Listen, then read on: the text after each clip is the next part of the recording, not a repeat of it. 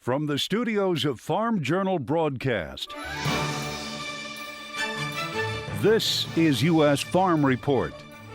Welcome to U.S. Farm Report. We're on the road from Farm Journal Field Days, a modern farm show here in Jessup, Iowa. I'm Tyne Morgan, and here's what's in store over the next 60 minutes. A double dose of tropical storms this week as harvest-ready cotton stands in the storm's path. China renews its commitment to buying more U.S. corn and soybeans to close out this year. Focusing on the future with the mindset to adapt. Technology is changing agriculture so fast, so fast. There's so many new ways to do things and safer ways to do things and more efficient ways to do things. We'll introduce you to the host farms of Farm Journal Field Days and explore the biggest challenges and opportunities in 2020. And in John's world, virtual adaptation. U.S. Farm Report is on the road at Farm Journal Field Days. Premier sponsors of this modern farm show include Nationwide, New Holland, Pivot Bio, and Bayer.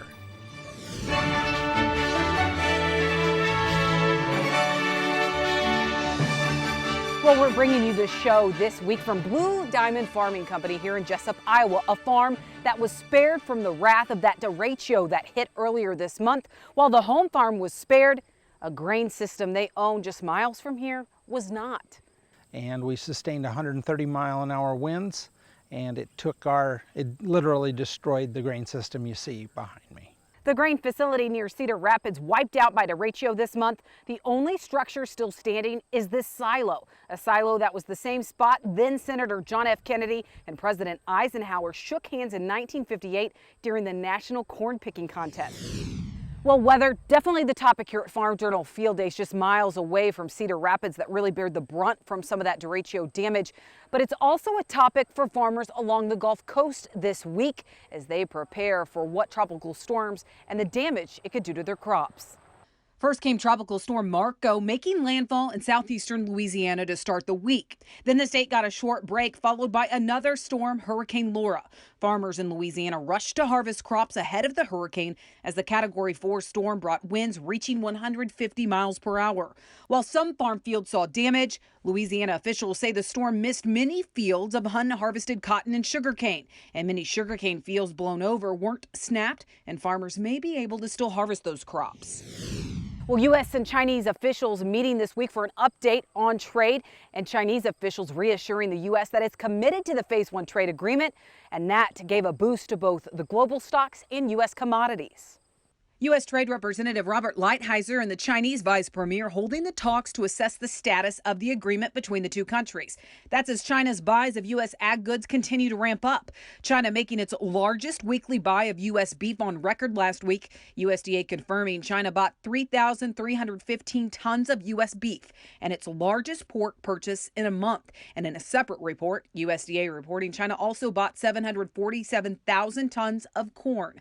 And take a look at this. Just 2 weeks after China made its largest weekly purchase of U.S. sorghum ever, shipments are starting to take off. Wayne Cleveland, the executive director for Texas sorghum producers, posted this on Twitter, saying the first ever sorghum shipment to leave the port of Brownsville for China is happening. He says this is one of 4 to make the trip, and as a result, basis is improving for sorghum across Texas. Well, the EPA says it has received more requests for those retroactive small refinery waivers. The agency reporting refineries have now filed 67 applications in total. That reflects 9 new applications for blending targets from 2011 to 2018. The retroactive requests come on top of 28 pending waiver applications for last year and 3 for this year. We have already lost 4 billion gallons of demand before COVID as a result of the small refinery handouts. We're staring at nearly 100 requests that are pending before the EPA right now. And EPA says it has received more applications for retroactive exemptions from mandates to use biofuel. Democratic presidential candidate Joe Biden holding a farmer and rancher roundtable this week, but also issuing a statement about ethanol, saying that the president has sold out farmers by undercutting the renewable fuel standard and granting waivers to big oil. Adding, quote, now President Trump refuses to announce the 2021 renewable fuel production levels until after the election, leaving farmers concerned of further cuts to production.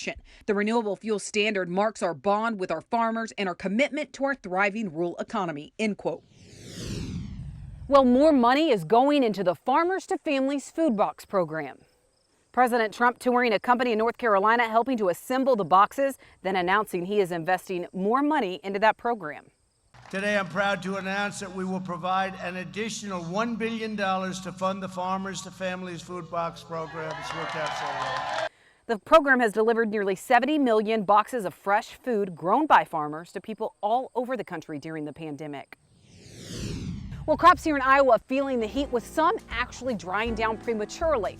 While our viewers on the Gulf Coast are reeling with too much rain, we'll have a check of weather with meteorologist Mike Hoffman. That's next. America's conservation ag movement would like to recognize Valent for its efforts in contributing to healthier, more resilient production agriculture systems. To learn more, visit agweb.com/ACAM.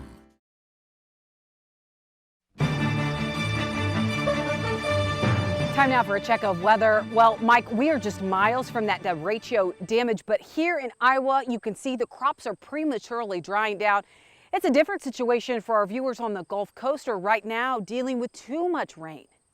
Thanks, Tyne. Unfortunately, that's typically the case. Summer is not enough rain, summer is too much rain, and more than likely, the drought monitor next week won't show any of these yellow areas in the southern Mississippi Valley. But notice that little pocket you're talking about. Western Iowa is a sudden area over the past couple of weeks that has gone into a severe or extreme drought in those areas. Now, the drought areas West Texas, Colorado, westward just continue. And in fact, they've gotten a little worse in places as it continues to be very dry.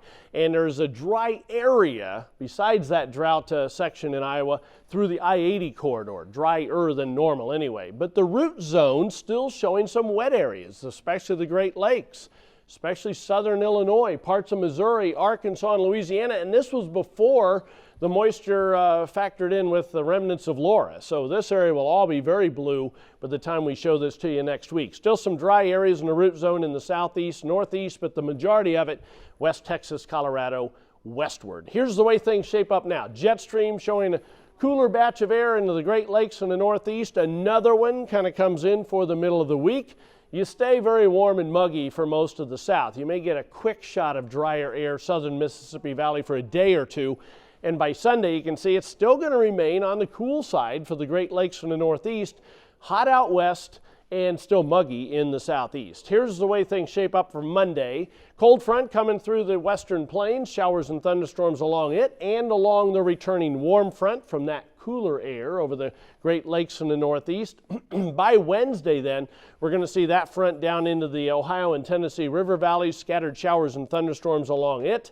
Another developing area of low pressure along that front as well, with thunderstorms parts of southeastern Oklahoma. Weak system diving into the northern plains with some scattered showers. By Friday then, that is sweeping through the Great Lakes. It'll have brought some spotty showers through the northern tier of states, but by Friday it's mainly into the central and eastern Great Lakes, showers and thunderstorms up and down the eastern seaboard. Hot out west, but mainly dry, as you can see, west of the Mississippi Valley.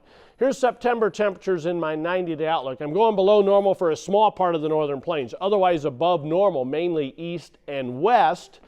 On October's temperatures, above normal right along the east coast, and basically from Wyoming, Colorado, West Texas westward, above normal, near normal through most of the Corn Belt. November temperatures look above normal in most of the lower 48 to me. Near normal in the southeast and the northwest. 90-day precipitation below normal in those drought areas, unfortunately, Texas into the Four Corner region, as well as Kansas and Oklahoma, above normal along the eastern seaboard and in the northwestern portions of the United States. Tyne? Thanks, Mike. Well, crop prices getting a little bit of a boost this week. So is that driven by crop conditions and seeing crop conditions fall in areas like here in Iowa, or is it demand driving that? Our Marketing Roundtable is next.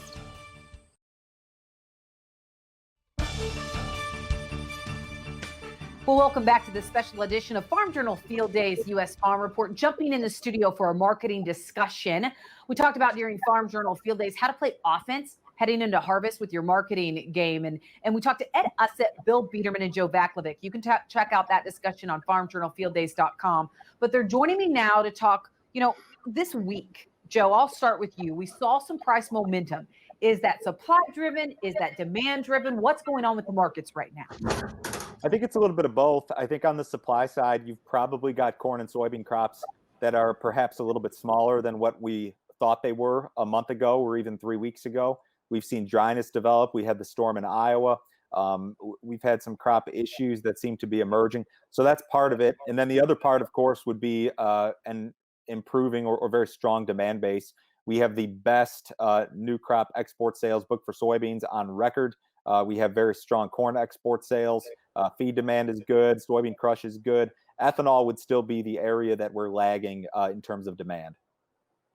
Yeah. So, Bill, go into that a little bit. When you look at corn, I mean, we've been talking about, listen, we're not running out of corn. Is that still the case with the possible adjustments in the supply and then some of the demand that we're seeing come on board? Well, our new crop carryover projection that we are using is 2.289, so call it 2.3, and the USDA is at 2.756. So there's a significant difference of what we in the industry are using in USDA. But let me just give you one quick example.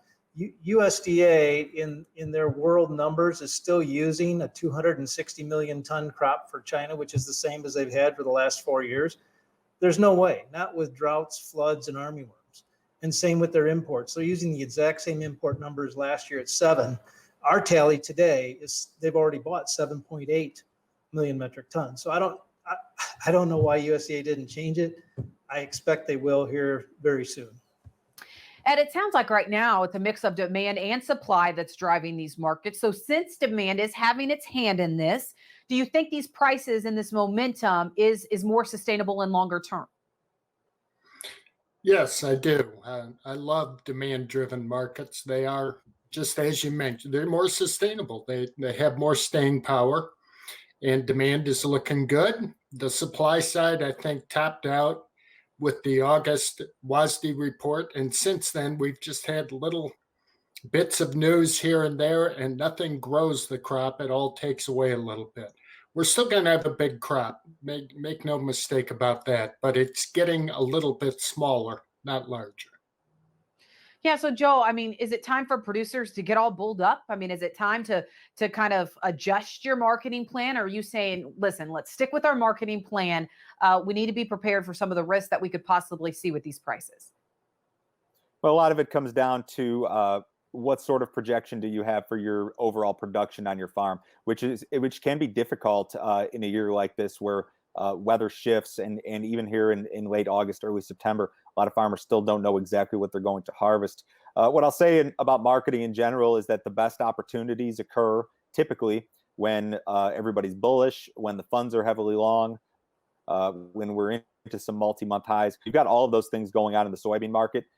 We're not quite there in the corn market. We've still got a fund to short. We're still not even back to some of the more recent highs in the corn market. But in the beans in particular, I mean, there's a lot of things here that tell me that this could be some sort of marketing opportunity. Bill, what do you think is the biggest risk right now for commodity prices? I think the biggest risk right now is going to be going into the harvest. If we do see that kind of selling that we would see, you'll probably see some producers selling into that based on fear that they missed reselling at the higher high, the summer high. But I think that's going to be short-lived. I think a lot of grain is going to be put into the bin. We're planning on putting the corn under loan. I think the other outside risk is economy. You know, will there be social unrest and or economic recovery and social, pleasure? I think that could weigh, but that might weigh more on the Dow Jones and could actually be friendly on commodities because the Feds are really stuck. They have to keep interest rates low. They're going to allow inflation to move. My personal opinion is you're going to see money come into the commodities as a commodity cycle. All right. So considering we do have harvest coming up, considering we do have an election coming up, what should your game plan be heading into harvest? We'll talk to our analyst later on U.S. Farm Report.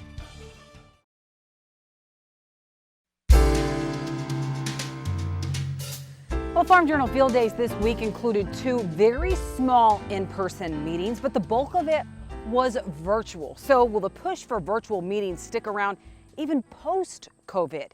Here's John Phipps. I hope you had a chance to be a part of the Farm Journal Field Days.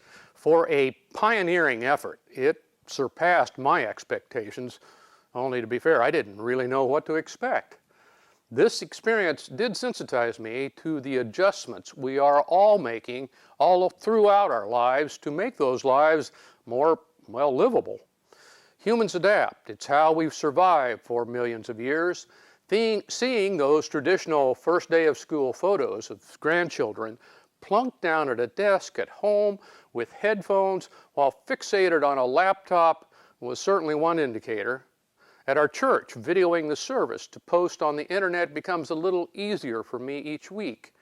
In fact, while our church is small enough to be open for the whole congregation, the pastor and I have noticed that the number of viewers is steady, if not slowly rising. People like watching it on TV. Our local school just announced that sporting events will be streamed, which Jan and I find helpful. We've gotten proficient at ordering and bringing home more kinds of restaurant food. We have many friends who never go in the supermarket anymore and pick up pre-ordered groceries at special curbside spots by appointment. Some of them who live in town now have food delivered often within an hour. Businesses have discovered working from home can be as productive, if not more so, than the office. My guess is the number of unneeded meetings that was standard practice will not be restored when places of work lift all restrictions. Safeguards seem to have become durably controversial, though, and I think one reason virtual adaptation is going as well as it has is getting together in person isn't worth the debate that too often erupts when we do. It's just easier to attend gatherings online than to hassle with neighbors who have different risk calculations. We're also just simply getting used to wearing masks. It's not a big deal for many of us anymore. The longer this pandemic stalemate goes on, the more workarounds we create, and the deeper new ways of doing things become ingrained. Efforts like these will change our future habits, from routinely working at home for many to less in-person social contact for even more. But it is now clear there won't be a well-defined end to these disruptions. Getting better at virtual living and finding ways to add personality to communications may be the keys to adding more satisfaction and happiness in our lives going forward. Thanks, John. And his talk during Farm Journal Field Days is actually included in the business pavilion on Farm Journal Field Days, and you can watch that anytime. Apparently, those videos will be live for the next year. All right, when we come back, we're catching up with Machinery Pete from Farm Journal Field Days.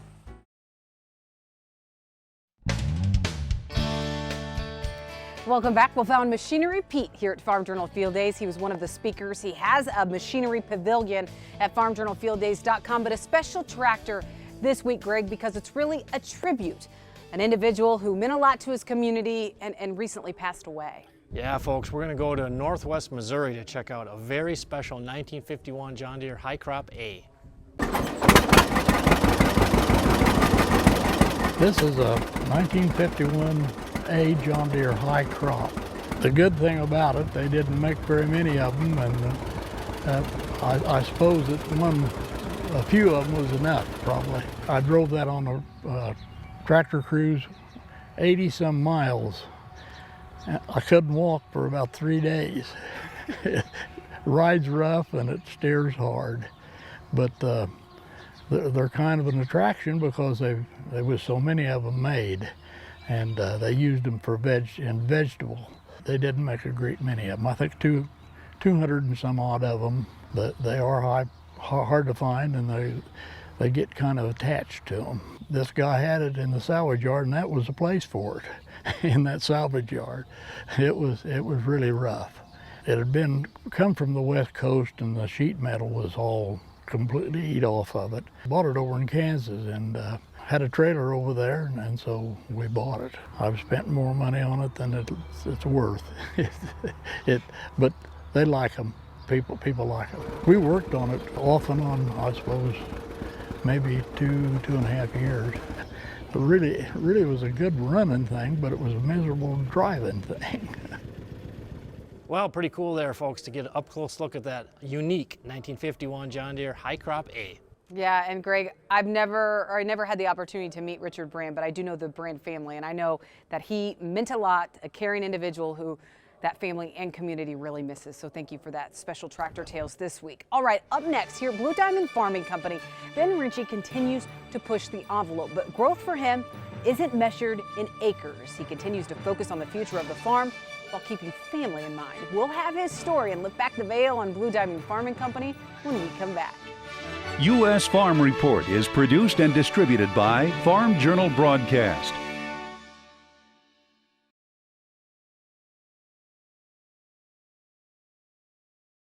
Welcome back to U.S. Farm Report. Trusted, timely, tradition.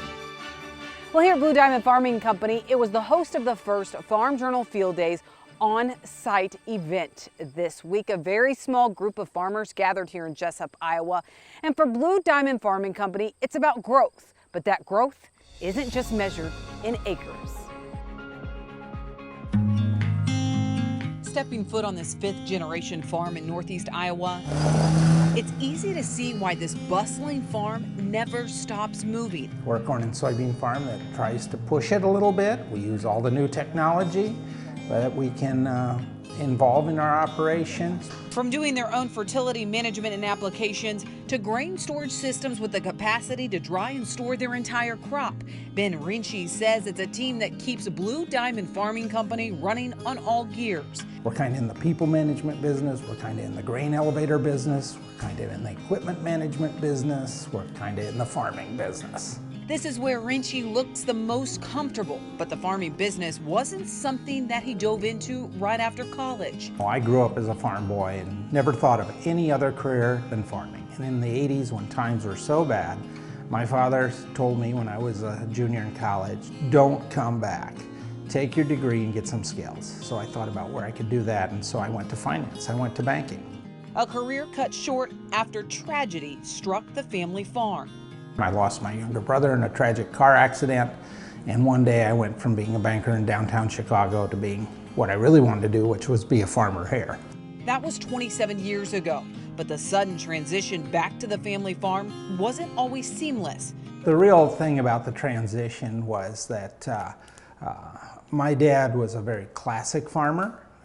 Very much defined his success by our yields and by the performance of our livestock and the amount of work we got done, and I took a much more calculated, banker-ish approach to how we value our business. After losing his dad this summer, there are valuable lessons Rinchie will always treasure, lessons he's even passing on to his 4 children, encouraging them to work at least 5 years off the farm before returning home. I would much rather they come back with skills that I don't have in marketing, grain merchandising, finance, agri-science, whatever, you know.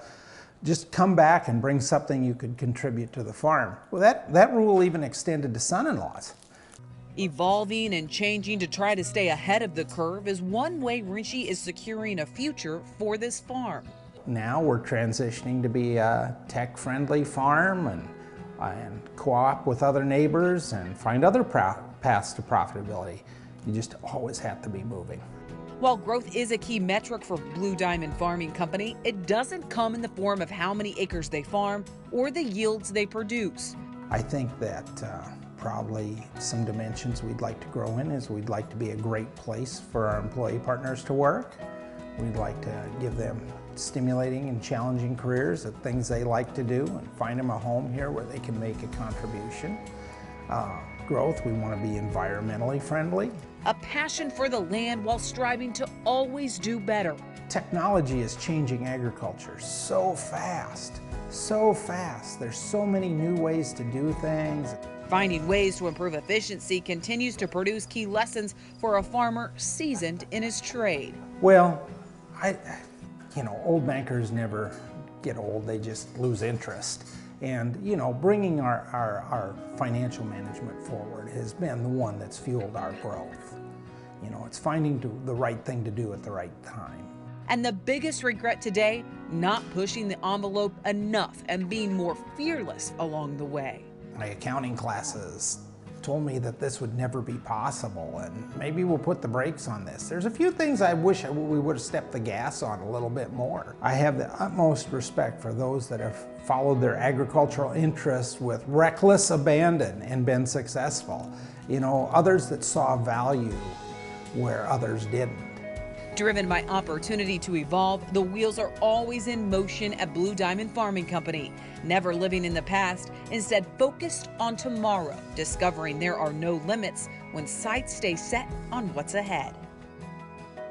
Well, earlier in the show, we showed you that one grain system that was damaged by the derecho. But in typical Ben Rinchi fashion, he has a glass half full approach, saying he'll take the time over the next few months to create a grain system that's even better. Well, up next, we'll continue our marketing discussion as we head back into the studios for Farm Journal Field Days and U.S. Farm Report this week.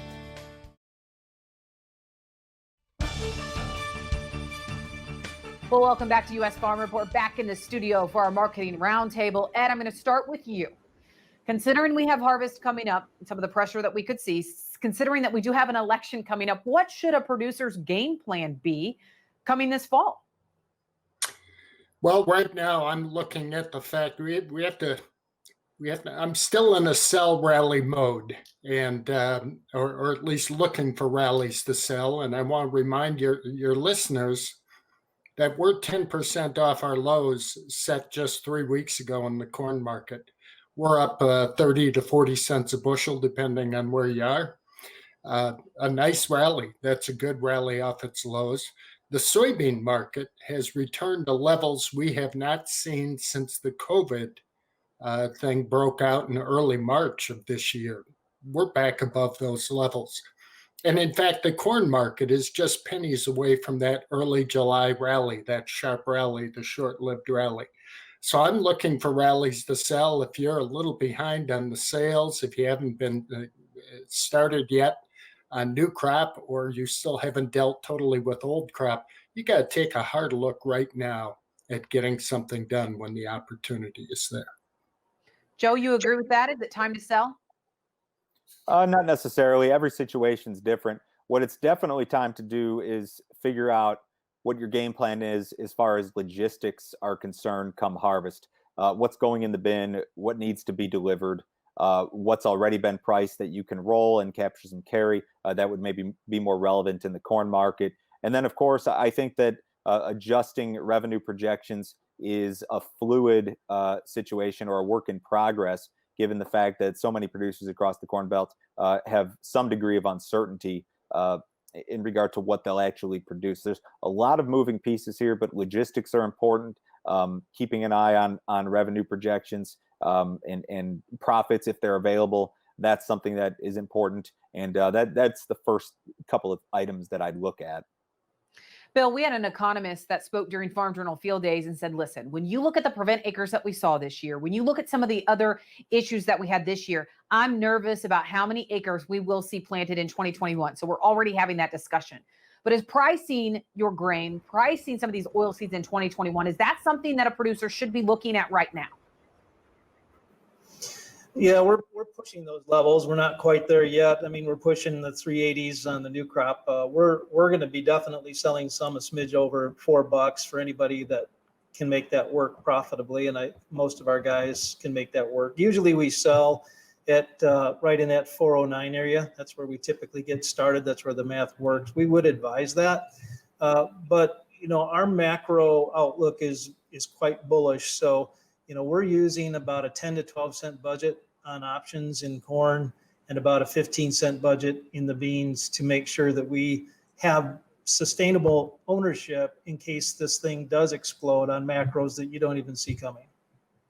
Yeah. So, you know, Ed, when you look at ethanol, and we heard a quote this week that the CEO of Growth Energy said, listen, we're looking at a 2 billion gallon loss in ethanol this year just because of the sudden drop in demand.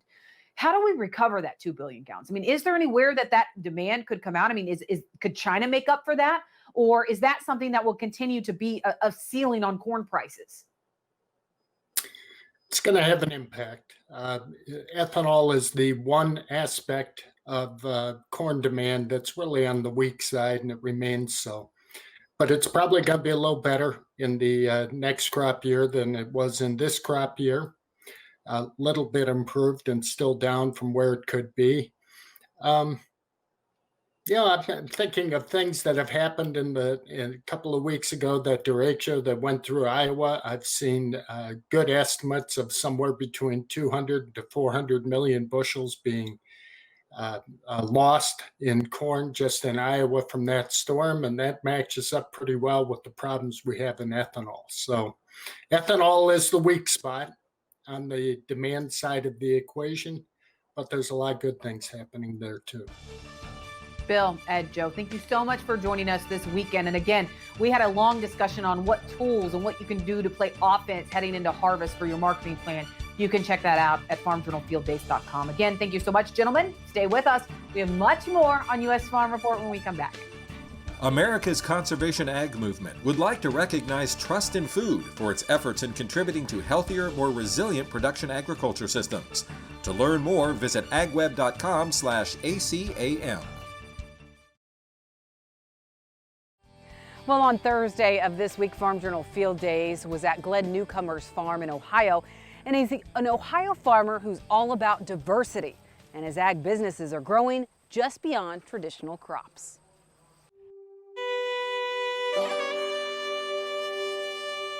Change. It's been a constant for this Ohio farm. My great-great-grandfather, Nathaniel Newcomer, homesteaded this farm right after the Civil War.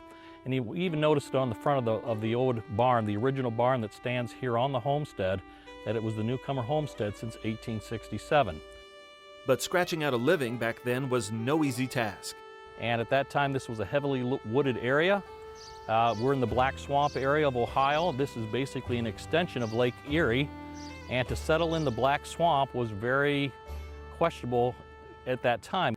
That homestead in Williams County proved fruitful, growing 8 kids, including doctors, lawyers, and of course farmers, but always with an eye toward the future.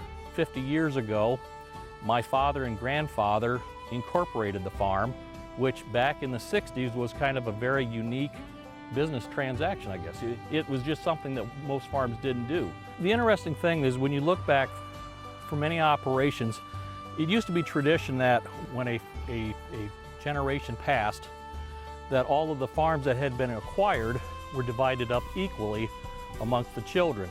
They wanted to be able to transfer shares or buy out shares in a corporation rather than pass off a piece of ground or property.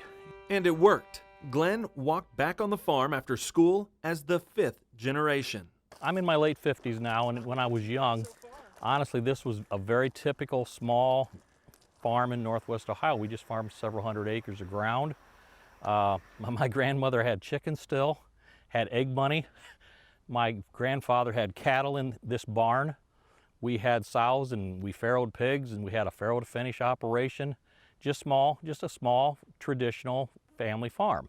That background in diversity began to manifest itself in other parts of the operation. Glenn worked as a seed rep, eventually growing seed, offering crop insurance, and adding some acreage along the way. So it's just been a slow transition, but at the same time, I've always had these other enterprises that have supplemented or helped our operation. And I think that diversity, which is the same as the diversity with having livestock, I think diversity in agriculture is the key to longevity. Now, the 6th generation is back on the farm and focused on the future. Our son Jason has been back from college 5 years now. He's assuming more and more responsibilities. I've always been interested in business, and science is always one of my favorite subjects, and I've always wanted to be a business owner, so I feel like this has kind of made sense to come back here and do farming because it incorporates both of those, and yeah, that's kind of my passion. He's already taking over key roles, running the sprayer and incorporating new technology. To put it in a different context, right now I am CEO. I'm the Chief Operating Officer of the operation, and I make all of the decisions. I want to transition to where I become more of the chairman of the board, where I still have insight, I still have value, but yet at the same time, I don't want to have to worry about the day-to-day operations. But for now, he and the farmers like him are living those day-to-day challenges. Last year in our operation, we only got 20% of our acreage planted because of the severe flooding and heavy rains. We planted corn for an hour and a half in the month of May last year. We planted soybeans in 3 days in June, and 2 of those days were the last 2 days of June. And so to compare last year with this year, it's a complete 180-degree swing. Regardless of the challenges, the Newcomer Farm is built to last. Yesterday, today, and tomorrow. My father, kind of as a backdoor compliment, often would say, I wonder what your grandpa would say. And to look at the technology of what we have today here in 2020, it would just blow his mind to see how we farm in this century. Thanks for that, Clinton. Well, when we come back, John Phipps has this week's customer support. Questions. I get questions.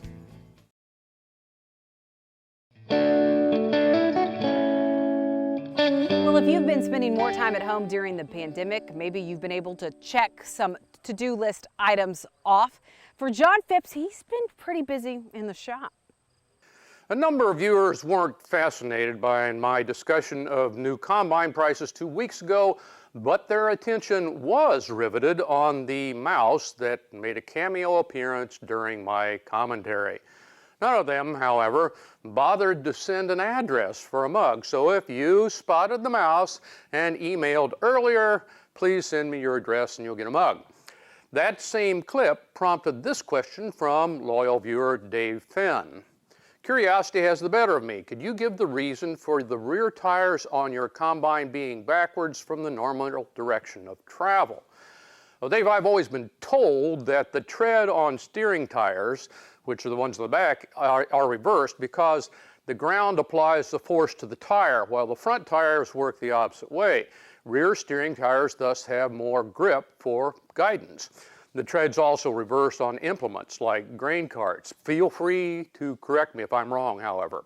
Finally, frequent correspondent Joe Lane is curious about all the tables he saw behind me last week.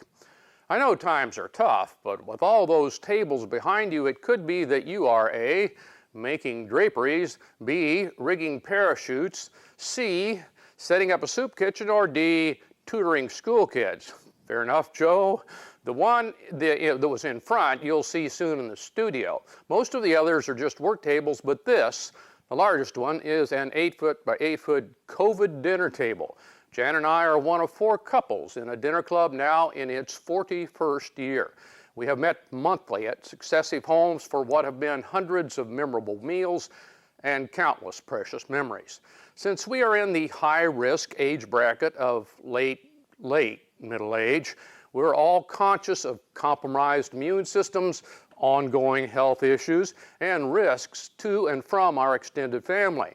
Taking advantage of the space available in my woodworking shop and using the same ingenuity that produced the Phipps-O-Matic 3000 spray monitor, I built this COVID dinner table.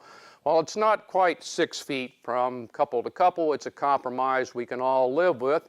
It knocks down into several awkward parts, and I just added this 5-foot turntable since passing food proved problematic.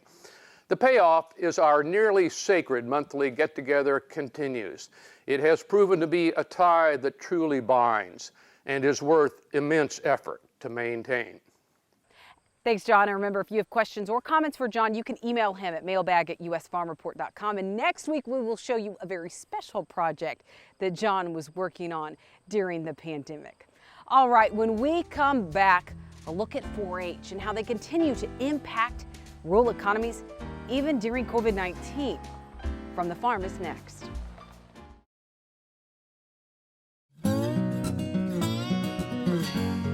Well, Clinton Griffiths and I had the treat of hosting the #FarmOnBenefit concert Thursday night, a concert designed to benefit 4-H. And as we continue to hear stories from local 4-H chapters, it's proof that no matter the challenges, 4-H'ers overcome. The one thing I love most about farming is being able to be hands-on with doing what I do. I'm not afraid of soil, I'm not afraid of dirt, any of that. What we grow in the Village Community Garden consists of greens during the winter, things like okra, you have tomatoes, sweet potatoes, watermelon in the summertime. We like to do different experiments with our crops. Try anything new. The aeroponics tower system is a vertical way of farming that uses minerals and nutrients directly. We use these towers to teach the youth that farming isn't just a hole and dirt and everything like that. You can actually farm without even getting your shoes dirty. When I give tours to different groups that may come to the garden, they are always enthused by it, like, can I do this? Can I grow that? And I'm like, yes, you can. Yes, you can. All the food at the garden that we grow, we give it away. My mom, she'll load up in her car and we'll give it to any of the elderly in the community.